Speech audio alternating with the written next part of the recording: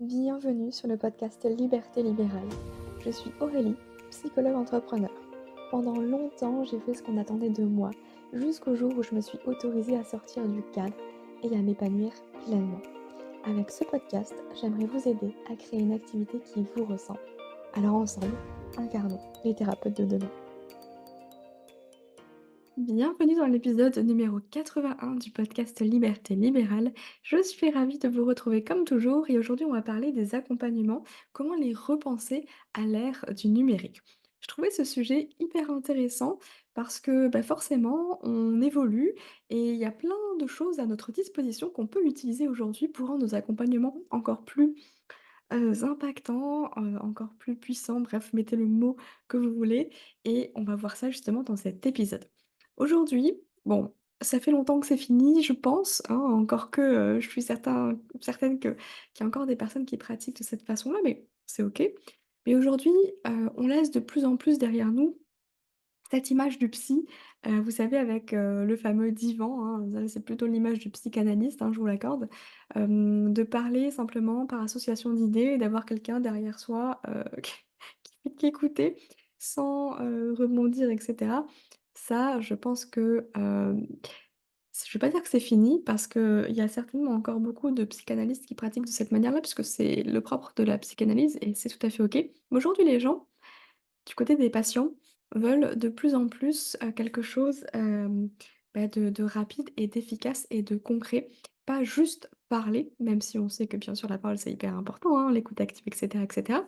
Mais aujourd'hui on est dans quelque chose de plus actif, j'ai envie de dire. Donc c'est fini aussi le psy, le thérapeute qui parle pas, qui dit rien, qui est là à prendre des notes et qui fait: «Mmh». Ça, ça fait longtemps aussi que c'est terminé et aujourd'hui, on est vraiment dans une ère où il y a beaucoup de psychoéducation, on partage beaucoup d'exercices, d'outils et on le voit aussi simplement à travers les vidéos qu'on peut trouver sur internet, les articles de blog, mais aussi simplement les livres.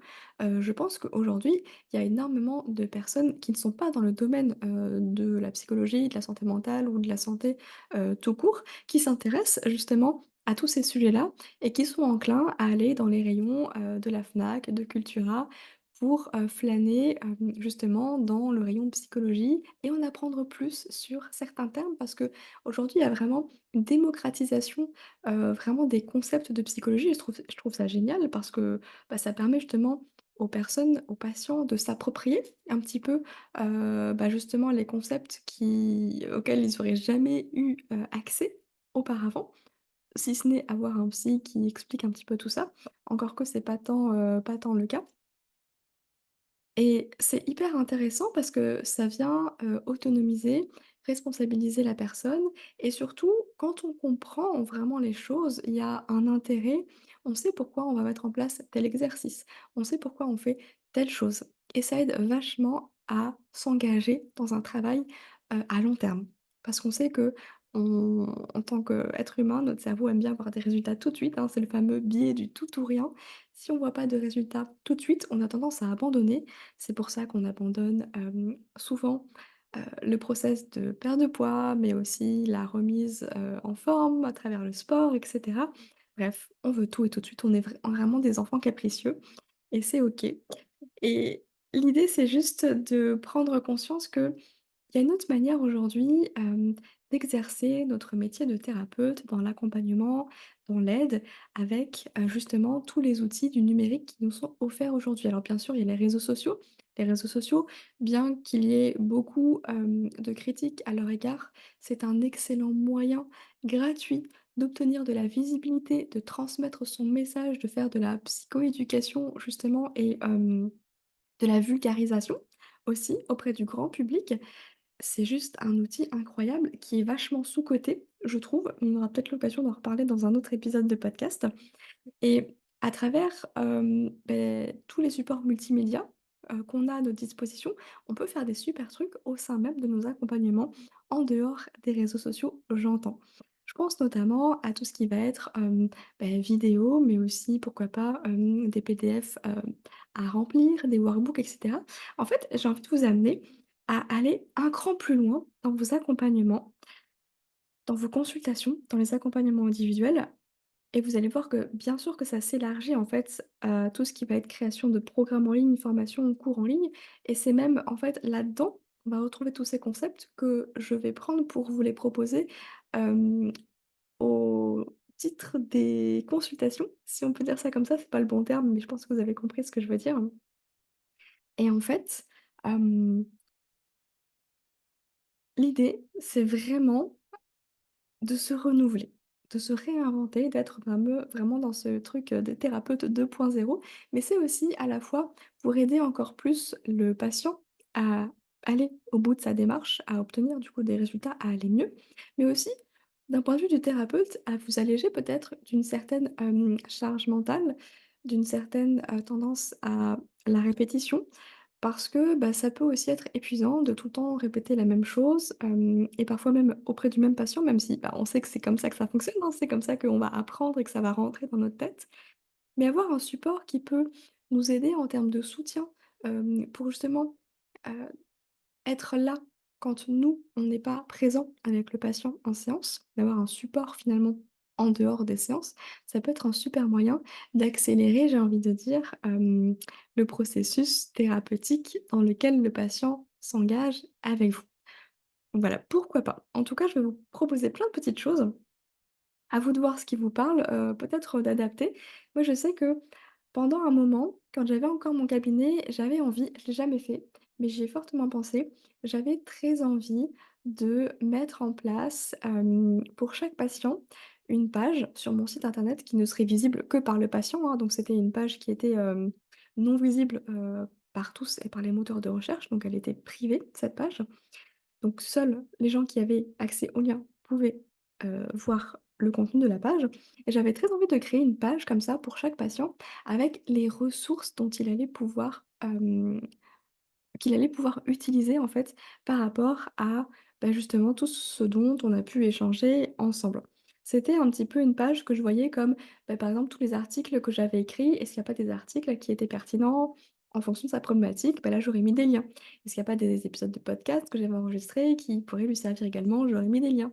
Mais j'aurais également ajouté des exercices très concrets, des exercices pratico-pratiques. Par exemple, j'aime beaucoup les exercices d'écriture, bah, ça aurait pu être de proposer un, 2, 3 exercices d'écriture ou de cohérence cardiaque ou de proposer des applications gratuites comme bah, Respirelax pour la cohérence cardiaque, par exemple.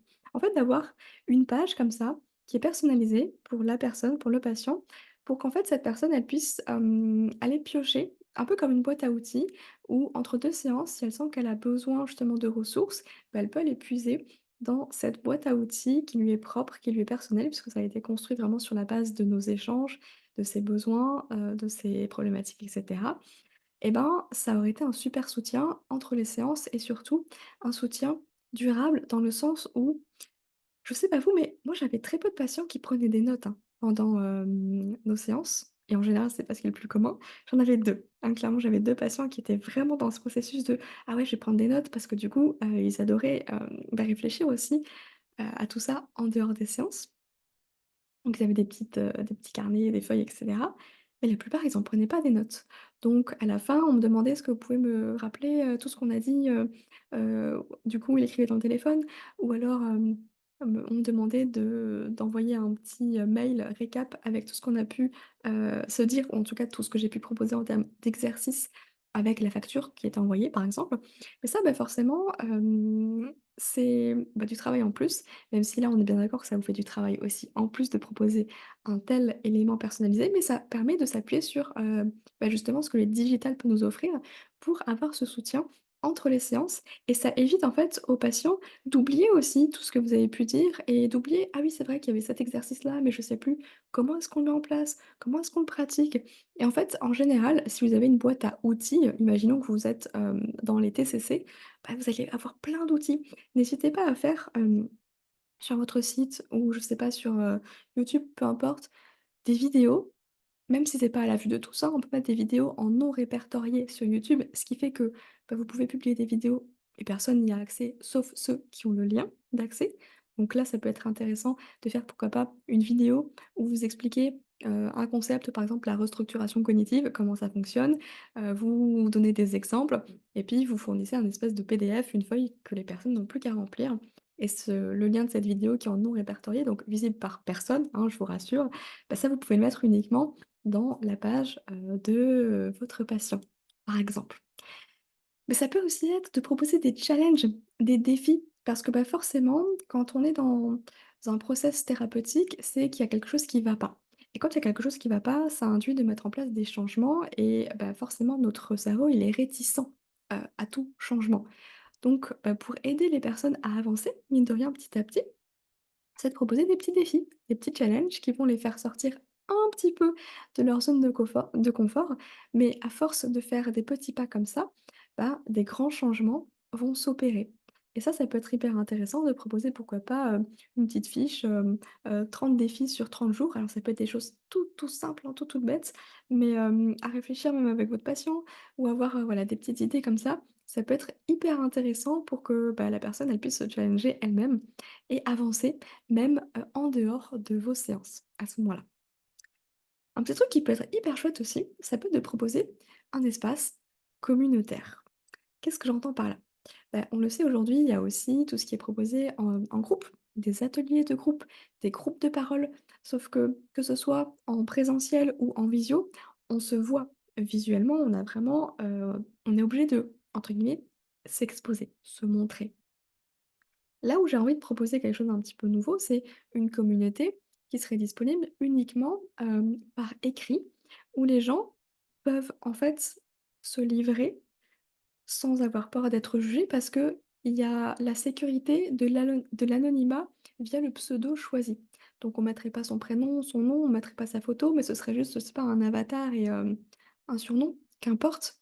Mais c'est plus pour avoir un espace, en fait, pour se rendre compte que on n'est pas seul dans cette, même problématique et que, bah, les problématiques des uns résonnent avec celles des autres et ça fait vachement avancer parce qu'il y a cet effet miroir aussi et ça, c'est l'effet, hyper puissant du groupe. C'est que même si on n'est pas concerné, ben, ce qu'une personne va dire va peut-être nous faire penser à autre chose dans notre propre histoire et nous faire cheminer aussi en ce sens-là. Donc proposer une espèce de communauté comme ça, digitale, ça peut être alors voilà, les groupes Facebook, il y a peut-être d'autres outils un petit peu plus intéressants comme, je sais pas, Circle, Telegram, des choses comme ça qui sont vraiment dédiées, pourquoi pas à une problématique et de proposer à vos patients de rejoindre ce groupe-là s'ils en ont envie, hein, il y a aucune obligation, enfin ça vous choisissez, hein, de toute façon. Ça peut être hyper intéressant d'avoir ce support supplémentaire à proposer. Et il y a ce truc aussi, si vous avez envie d'aller encore plus loin, pourquoi pas de proposer un soutien personnel, vous, chaque jour. C'est-à-dire que en dehors des séances, alors je ne sais pas comment vous fonctionnez, moi je disais toujours à mes patients que, j'étais disponible en dehors des séances, donc fallait pas hésiter, à m'écrire, à m'envoyer un message ou un mail, il y avait pas de souci. Peu de personnes s'en saisissaient, mais ça peut être, un truc à intégrer directement, vraiment dans la thérapie comme, un support. Je sais pas, vous avez un groupe WhatsApp, avec, votre patient et de proposer, vraiment ce soutien chaque jour du lundi au vendredi. Enfin bref, c'est vous qui choisissez un petit peu les modalités, bien entendu. Alors attention avec ça parce que, bah, forcément ça demande du temps, ça peut être aussi énergivore donc c'est, pas forcément adapté à tout le monde. Peut-être que ce sera plus juste pour vous d'être présent dans la communauté où, bah, vous retrouvez tous vos patients, en tout cas ceux qui étaient OK d'y adhérer pour, les aider à avancer chaque jour à ce moment-là et pourquoi pas même proposer des défis chaque semaine ou chaque jour dans ce petit groupe-là. Ça peut être un levier hyper puissant. Et puis n'hésitez pas à recommander des livres en fait, des livres que vous avez lus, des livres qui sont effectivement étiquetés pardon, psychologie, et à voir si c'est accessible en fait au grand public. Dans le sens, est-ce que c'est pas un jargon, où on a envie de s'arracher les cheveux du style Freud? En fait, aujourd'hui, on a nettement plus de bouquins, qui sont accessibles au grand public et les gens adorent ça, en fait. Les gens adorent comprendre, en fait, ce qui se passe pour eux à un autre niveau et c'est vachement aidant parce que plus on comprend ce qui se joue, plus on a vraiment l'intérêt en tête de faire tel ou tel exercice, de faire telle ou telle chose, au-delà de juste la psychoéducation, de l'explication que vous avez pu apporter en séance. Donc je trouve que c'est hyper intéressant et puis en plus ça amène de la matière aussi parce que, bah, forcément, certainement que vos patients, ils vont avoir des choses à en dire en séance suite, à la lecture de ces livres que vous avez recommandés. Et tout ce que je vous propose là, il y en aurait potentiellement, plein d'autres idées encore. C'est des choses qui se retrouvent, naturellement dans les programmes en ligne, dans les formations en ligne, dans les cours en ligne, vous mettez le mot que vous voulez. Parce que c'est quelque chose qui en tout cas, moi, c'est quelque chose que je vois beaucoup dans tous les programmes que j'ai pu suivre, dans les programmes que je propose également. Tout ce package-là. Du coup, des supports multimédia avec, bah, forcément des vidéos explicatives, pourquoi pas le support du cours en audio aussi pour, avoir l'effet podcast et pouvoir faire autre chose en même temps. Mais aussi proposer des exercices concrets, donc à travers des PDF, des workbooks, des cahiers d'exercices qu'on appelle comme ça. Et proposer aussi une communauté avec, bah, voilà, un groupe où on peut tous se retrouver pour échanger autour des problématiques et cetera et cetera.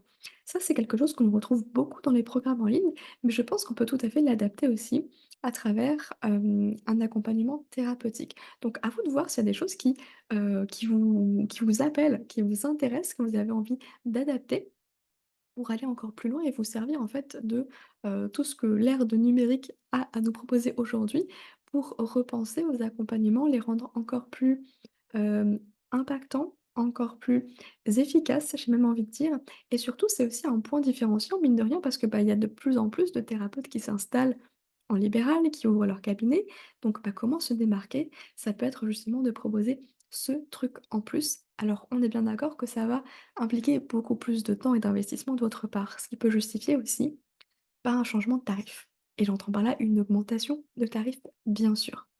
Et je suis presque sûre aussi que en proposant tout ça, ça va permettre aux gens d'avoir des résultats bien plus rapidement que sans ça. Ça veut dire que en soi, vous n'allez pas perdre d'argent. Parce que, imaginons que, vos patients venaient de manière générale sur, je ne sais pas, 10 séances. Je prends un exemple comme ça, totalement au hasard, hein, bref, on s'en fiche. Et que là, avec ce que vous proposez, ce support numérique en plus, bah, finalement les patients vont venir que 6 séances. Mais étant donné que vous allez proposer cet, accompagnement, ce support supplémentaire, ça va impliquer une augmentation de tarif, ce qui va compenser la perte potentielle des 4 séances du coup, à ce moment-là. Et vous allez vous y retrouver quand même financièrement. Et ça va engendrer aussi, bah, du bouche à oreille puisque, bah, forcément plus de résultats, plus rapidement, bah, les gens vont vous recommander et puis, bah, vous, ça va vous permettre, d'augmenter aussi votre patientèle et d'avoir plus de patients qu'avant puisque ce sera sur un temps plus court, par exemple. C'est qu'une hypothèse, hein, on est bien d'accord, mais ça peut être une réalité. Donc ce serait hyper intéressant et c'est intéressant aussi de proposer un petit peu, ces supports, numériques, je trouve, parce que ça va permettre, pardon, à vos patients, bah, de pouvoir y revenir. Tous les concepts que vous avez pu expliquer lors de vos séances, bah, votre patient, il n'a pas tout retenu tout de suite, hein, c'est impossible, hein. Donc, si vous avez par exemple une vidéo explicative sur, je sais pas, l'anxiété, bah, de proposer ça, comme un espace membre, comme une formation en fait, où le patient va pouvoir retrouver les concepts explicatifs, et puis aussi des exercices très concrets à mettre en place. Ça va lui permettre d'y revenir très régulièrement et donc de ne pas oublier. Donc on va pas passer des séances à se répéter encore et encore. Il va pouvoir faire ce travail de son côté, ce qui fait que ça va l'autonomiser et le responsabiliser davantage. Et c'est tout ce qu'on veut, hein, des patients qui soient autonomes et responsables. On n'est pas là pour leur apporter la baguette magique parce qu'on l'a pas, malheureusement. Et puis aussi, bah, avec cette communauté qui peut être potentiellement proposée, bah, c'est le fait de ne plus se sentir seul, mais avoir vraiment le soulagement de se dire que, bah, en fait, ça arrive à d'autres personnes aussi. Je suis pas bizarre, je suis pas anormale, je suis juste, anxieux, si on reprend cette problématique-là. Et je trouve que c'est hyper intéressant. En fait, moi, c'est quelque chose que j'aurais proposé, je pense, si j'avais continué, du coup, à proposer des consultations en ligne, si c'était pas aussi énergivore. Mais, si jamais un jour je dois y revenir, je pense que je repenserai les choses autrement et de cette manière-là pour à la fois, m'alléger de cette, charge mentale, et autonomiser, responsabiliser davantage les patients et leur proposer, bah, justement quelque chose qui soit efficace et qui aille plus vite s'ils s'en saisissent. Bien entendu, après on peut pas tout faire. On est d'accord? Si jamais ça vous intéresse et que vous avez plutôt envie de vous pencher vers la création de programmes en ligne et de formations en ligne parce que vous sentez que les consultations, ouais, c'est chouette, mais bon, vous arrivez un petit peu au bout, cette limite du paiement à l'heure et que vous êtes un petit peu fatigué, vous avez envie d'autre chose, de plus de temps pour vous et je comprends totalement. parce que c'est par là que je suis passée aussi et j'ai réussi à aujourd'hui avoir des semaines où je travaille 20 heures. Là, on est sur le mois, de juillet 2024. Je sais que j'enregistre cet épisode le matin, je vais aller à la plage cet après-midi. Bref, c'est un rythme absolument incroyable que je vous souhaite vraiment. Bref, tout ça pour dire que si jamais vous avez envie de vous diriger vers, la création d'un programme en ligne, eh bien, je vous recommande de regarder ma masterclass qui est 100 gratuite. Je vous mets le lien dans la description de cet épisode. C'est comment arrêter d'échanger son temps contre de l'argent quand on est thérapeute. Je vais aborder justement cette question des programmes en ligne et vous aurez, j'espère en tout cas, énormément de clés pour commencer, à vous lancer ou en tout cas vous positionner et vous dire: «OK, j'y vais» ou «OK, j'y vais pas». Je vous mets tout ça dans la description de l'épisode de podcast. J'espère qu'il vous aura plu. N'hésitez pas à me partager tout ça, directement, soit, sous dans les commentaires YouTube ou sur Instagram ou LinkedIn si vous m'écoutez via là. Je vous souhaite une très belle journée et puis je vous dis à bientôt! Si vous avez aimé l'épisode, n'hésitez pas à le noter sur votre plateforme d'écoute et partagez-le à un ou une collègue qui a besoin d'entendre ce message. Nous sommes bien plus à vouloir exercer notre métier autrement, mais la peur nous empêche de le faire vraiment. Alors j'espère que ce podcast sera votre safe place. Prenez soin de vous.